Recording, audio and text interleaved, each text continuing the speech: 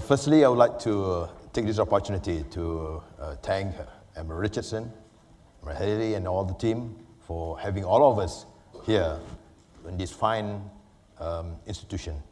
And I feel very humble and very honored to be back here in the same hall, in the same place here. 20 years ago, I was here as a Naval War College graduate in 1996. So it's just fantastic to be back here again, sir. Now, I'm representing the Pacific Group. And I'd just like to just list you the people who are involved here, the nation, the partners, should I say, in this Pacific Group. I do not want to use a chart or a map, but just looking at the list of countries here, it represents from an island state to one of the biggest nations in the world, to a very small population, to one of the most highest population nation in the world, to a small nation that do not have any power, to superpowers. And you look at the list of 22 nations represented here, there are over at least 13 different languages. And I don't know, you can imagine in terms of actually the cultural issues that we talk about, the challenges that we're going to face, whatever we look at things. Now, in looking again from the 22 nations here, it's all related to the level of issues, the number of issues, and one of the nation partner, all they are worried about is their survival of their nation based on the increased sea level. That's all they worry about. They're not worried about nuclear war. They're not worried about conflicting claims or anything. They just worry about their survival. Another partner is worried about how much does the fisherman brings fish into harbor, and when the fisherman starts to complain to them. So the point that I'd like to relate to is that taking into account all this, there are a wide range of issues. And obviously this relates to threats and also instabilities. I'm not going to go through all the issues, to include just now other than slide here, because all been mentioned, overlapping claims, cyber terrorism, and all the points I mentioned there over there. But what is important is the level of concern is different. Level of interest is different. And how much political will from a nation state on issues is different, is varied ranges. So you're talking about half of the world. Malaysia is just across the world. I came here actually 30 hours of flight and transit time. I'm dreaded to be going back home another 30 hours before I go back to Kuala Lumpur. So, and the core issues here is related to the legitimacy of the government. Seriously, when we talk about how is the political will of each government, when we talk about issues mentioned here. And trust, as we all been mentioning throughout the last 2.5 days here, is the foundation of the international cooperation. When we talk about trust, we talk about also interpersonal trust that relates to interpersonal relationship. And building this trust is very, very important. And trust we are talking about here, as you increase the level of trust, you increase the level of confidence working together. And trust can also between nation states. And as much as easy to say trust, it's very, very difficult to build trust. We have to understand that. And it's very easy to lose trust. And that makes it more difficult. And personal relationship can overcome bureaucratic in terms of actually obstacles. I think this is very key that we have to understand here. There are sometimes simple issues that between the Navy, that we understand, and as long as we talk about among ourselves in the front line, we get issues over with just like that. But if we bring it into next level of the foreign affairs or foreign ministry, it gets into a different level of ball game altogether. And this is why it is very important that personal relationship and can overcome bureaucratic obstacles. One of the key lessons from here, which again I will be highlighting later on, I think us, the leaders of maritime leaders of the world here, how courageous are we going back home and try to influence the internal stakeholders within our country. We can't influence maybe United Nations, we can't change them. You can influence, but what we can do is influence people back home in our own organization, in our own country, and that later on will build up and trust must be built over time. That's very important. And it needs to be sustained. And more importantly, it needs to have that momentum going. I think this is fantastic having all of us here to understand this, and building relationships is very important. And developing trust involves accepting risks of making the first move. But why not? Someone will have to do it. And we need to be courageous of actually making that first move, and that's where you bring this trust in. And also, managing perception is key. Very important. Managing perception is key. We must never assume what the other people do. We actually have to whatever, even though you perceive that way, you have to manage and mitigate that. There can be similar problems when we talk about issues, wide-ranging issues, similar problems. But what is different is the perspective of looking at these problems. And I made a comment where, using this tool, pastels, that we, especially in terms of naval commanders, sometimes we tend to only look at the security perspective of things. I think by understanding the other perspective of things, it will help us in making better decisions as we go forward. I think that's very, very important. And this is where it is a very, very good, useful tool. And whenever we look into maritime security issues, please consider the rest here. And it is very interesting to say that when we look at this and build up issues and build up causal relationship, they are all actually interlinked.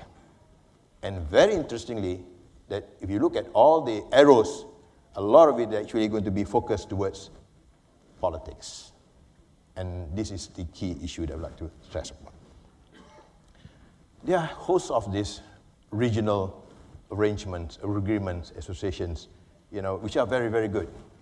We're talking about there are symposiums like this, conferences around the world, numerous. But how many is too many? For a small nation like Malaysia, and also the colleagues represented in my group, we can't afford to have too many people out there in some of these conferences. So we need to prioritize. So again, that relate to resource constraint, and also so whatever we're going to do in terms of actually getting involved, we must prioritize because resources are very limited. And navies can be a driving force for peace. I think this is one we captured during the discussion here. It is very important. The Navy, instead of looking from the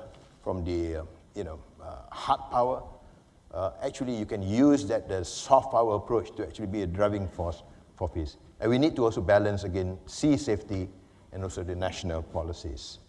And the other huge challenge that we discussed in the group, there are multiple stakeholders. And you have multiple stakeholders, it makes it more challenging and more complex and more sophisticated. Now, when we talk about stakeholders, what I would like to offer you all is actually to have a look at this tool. This is stakeholder analysis. If you are able to actually map out all the stakeholders into the power and interest grid, you start to understand how much that each stakeholder in terms of their interest of certain issues. And for example, over here, this is one fisherman. He's very interested into how much he gets fish every day. But he, as one fisherman, he do not have any power.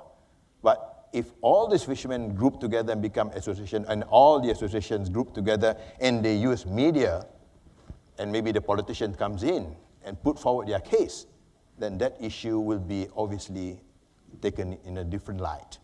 This is a very simple example, but you can build this grid to a more complex situation.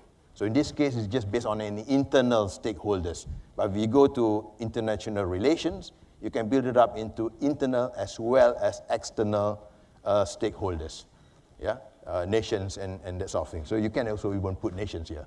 Now, using this tool in terms of actually analyzing the stakeholders, you can develop actually the range of maritime security operations in this manner.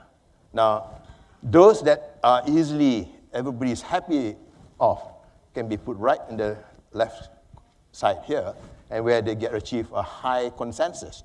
And the most difficult ones should be on the right-hand side here, and therefore you can work this using the stakeholder analysis as you develop across time, and you can develop a trend. Now, having put this tool across, there's another tool that probably can help. The reason why we use this is that if something that is tangible, is something that you can feel, something that you can see, something that you can measure, it is much easier for us to actually decide on things.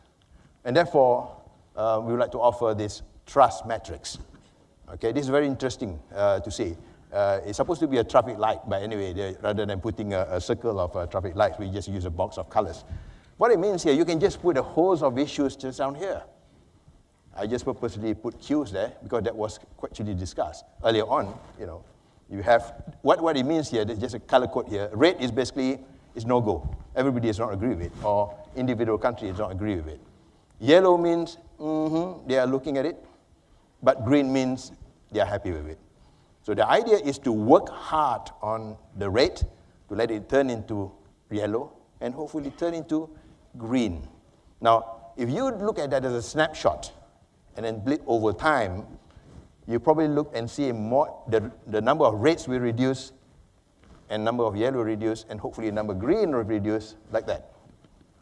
All right? So it gives confidence, it gives actually individual nations or stakeholders, maybe they can have their own metrics, keep among themselves, and then when they do a bilat, they will compare their own two metrics with that bilat. And you do a trilateral, maybe you compare three, and you can work over time, actually. So by having this, you're actually able to build more trust and confidence into any discussions. So in terms of actually takeaways and actionable items from here, to deepen and expand cooperation, what we can offer here is that we need to design more engagement, activities, events to build personal trust and professional trust. And that's very important. And it has to be considered across the chain of command. It's just not just at a high level. If you can go down right through the cadets, for example, and work on this, because I've met some of you down here, when we were doing the courses right in this fine college here. And we need to create these small wins.